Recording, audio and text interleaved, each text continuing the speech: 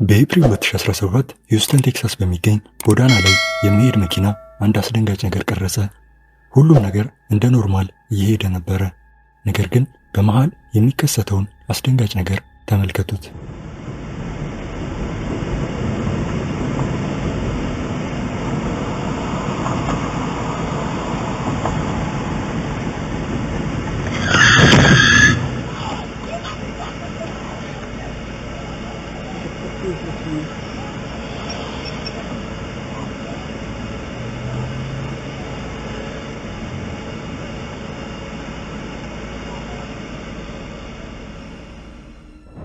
በድንገት አንዲት ሴት ከዚህ ቀይ ቲሸርት ካረገው ሰው ኋላ መታ ገፈተረችው።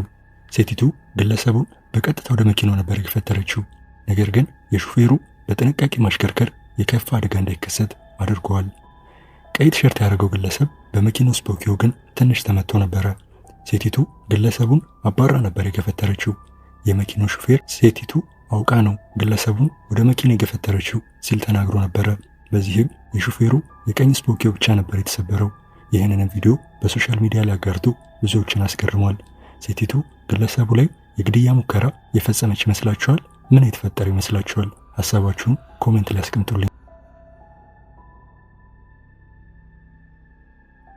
በዲሴምበር 31 2011 ይህች አውስትራሊያዊት ሴት አስፈሪ የሆነውን ያደረገች።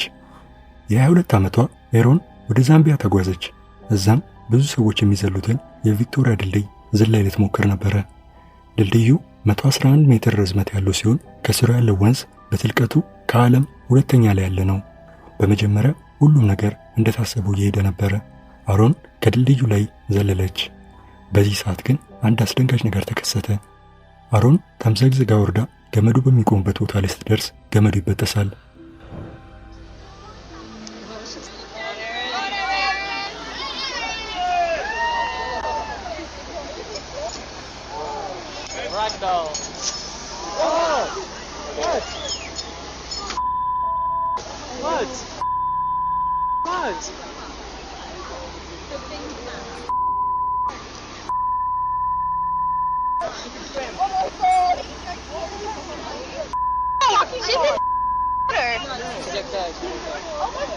Oh my god! Oh my! Go!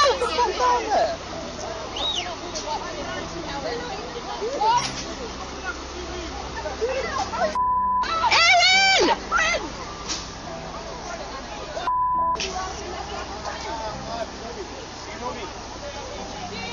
Hey!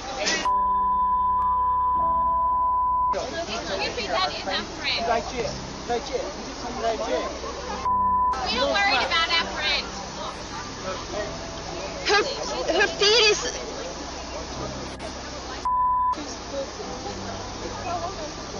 Oh my god, who's gonna do something? በዚህም አሮን እግሯ ታስሮ 20 ሜትር ርቀት ካለው ከፍታ ላይ ተምዘግዝጋ ወንዝ ውስጥ ወደቀች። በተአምር ግን አሮን ከውሃ ውስጥ ወጣች። ነገር ግን እግሯ ላይ ታስሮ የነበረው ገመድ ወንዝ ውስጥ ካለ ድንጋይ ጋር ተያይዞ እንዳትወጣ ያደርጋታል።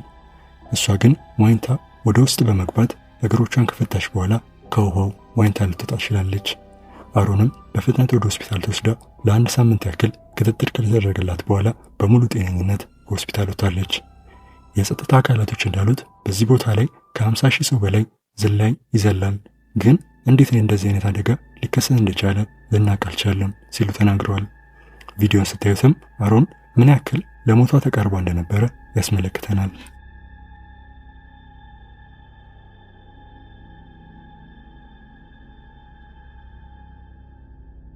በፌብሩዋሪ 20 2015 ከሲኦል አንድ አስደንጋጭ ቪዲዮ ተለቀቀ።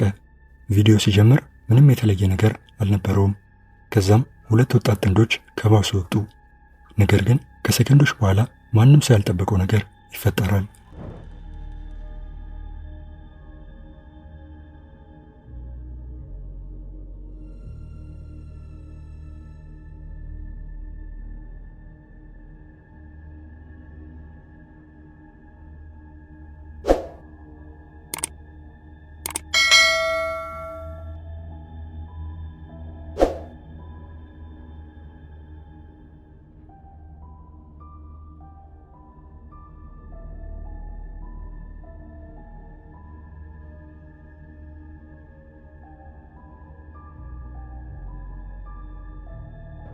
ጥንዶቹ ከባሱ ወርደው የቆሙበት መሬት ወደ ስር ይደረመሳል። ከዛም ጥንዶቹ ወደ ስር ይወድቃሉ። ይህንን ያዩት መንገደኞችም በተፈጠረው ነገር ደንግጠው ቆመው ይታያሉ። ጥንዶቹ ወደ 10 ጫማ ርቀት ያለው ጉድጓድ ውስጥ ነበር የወደቁት። ደስ በሚያሰኝ መልኩ ደግሞ ሁለቱም ትልቅ ጉዳት አላጋጠማቸውም ነበረ። ጥንዶቹም በፍጥነት ወደ ሆስፒታል ተወስደው ሕክምና ተደርጎላቸዋል። ብዙም ሳይቆዩ ወጥተዋል። ይህም ቪዲዮ ብዙ ነገር ያስተምረናል። ያለምንም ማስጠንቀቂያና ምልክት በማንኛውም ሰዓት ያላሰብነው ነገር ሊያጋጥመን እንደሚችል ያስመለክተናል። ይህም ቪዲዮ ያዩት የሲኦል ነዋሪዎችም እኛስ ጋር መሬቱ እንደዚህ እንደማይሆን በምን ታረጋግጡልናላችሁ ሲሉ የህግ አካላቶችን ጠይቀዋል። በ2017 ከኖርዝ ካሮላይና አንድ አስደንጋጭ ቪዲዮ ተለቀቀ። ነገሩ የተቀረጸው ከከፍታ ላይ ሲሆን አንድ አሳ አጥማጅ በማጥመጃው ሻርክ እንደያዘና እሱንም ወደ ዳርቻው እየጎተተው ይታያል። በዚህ ሰዓት ግን የተፈጠረውን ተመልከቱ።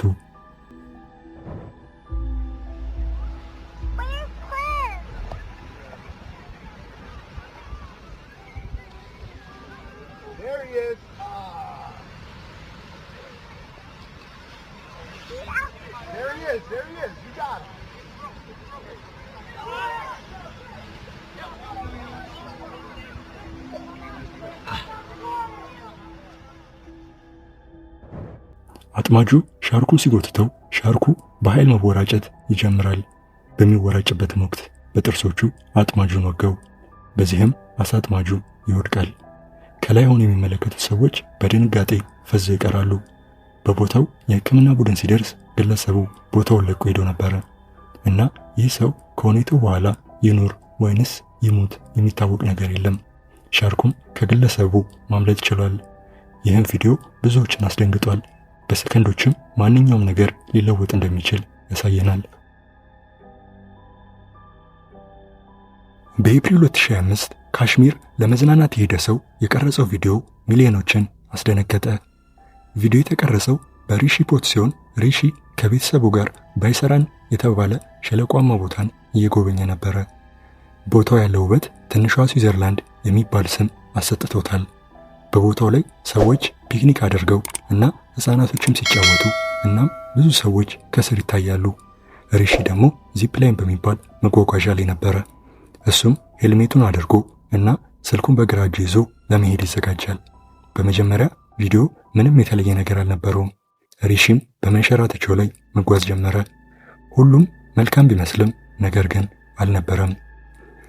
ሪሺ በዚፕላይኑ ላይ ሲሄድ ከፍተኛ የተኩስ ድምፅ መሰማት ጀመረ። አላሁ አክበር አላሁ አክበር